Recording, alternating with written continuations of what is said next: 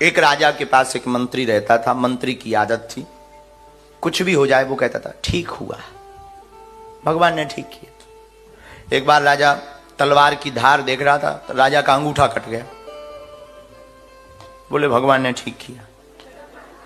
अब राजा का दिमाग खराब। राजा तो राजा होते ही बेकार, राजाओं के तो वैसे ही दिमाग खराब होते हैं। जो राजा बन जाए किनका दिमाग खराब ना भाई, कोई ज्ञानी हो जाए, ज्ञानियों के भी दिमाग खराब हो जाते।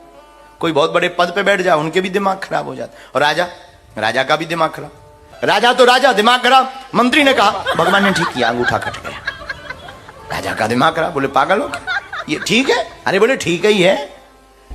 मंत्री को ऊपर गुस्सा आई, राजा को जेल में डाल दो इसे, बेकार आदमी है, अंगूठा कट गया कह रहा है ठीक हुआ, जेल में डाल दिया। राजा ने अपना औषधि ली, वैद्य को बुलाया, पट्टी कपड़ा बांधे, घोड़े पर सवार हुआ। दूसरे दिन राजा शिकार खेलने के लिए गया।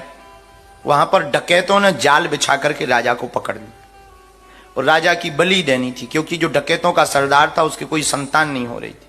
भगवान की कृपा से पुत्र हुआ। महाकाली माता के मंदिर में बलि देनी है। कहा कि लो माता बलि आ गई, स्वीकार करो।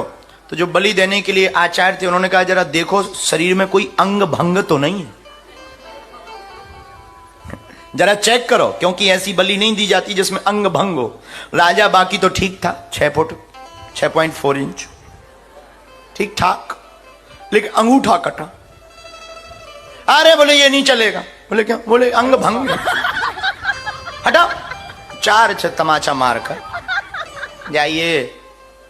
राजा पैदल आया अपने महल तक, मन में सोचता रहा कि मंत्री ने ठीक कहा था,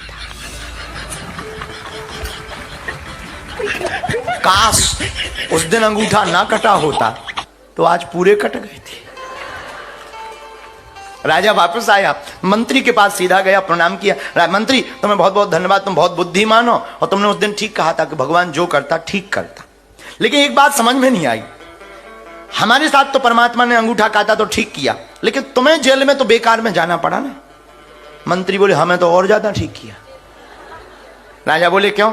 बोले जहां आप जाते तो हम भी तो जाते।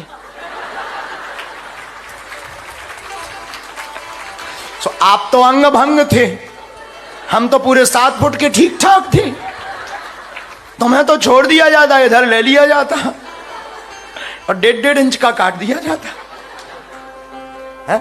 इसीलिए परमात्मा जो भी करता है ठीक करता है। इसलिए भगवान की कृपा पर संदेह नहीं करना चाहिए।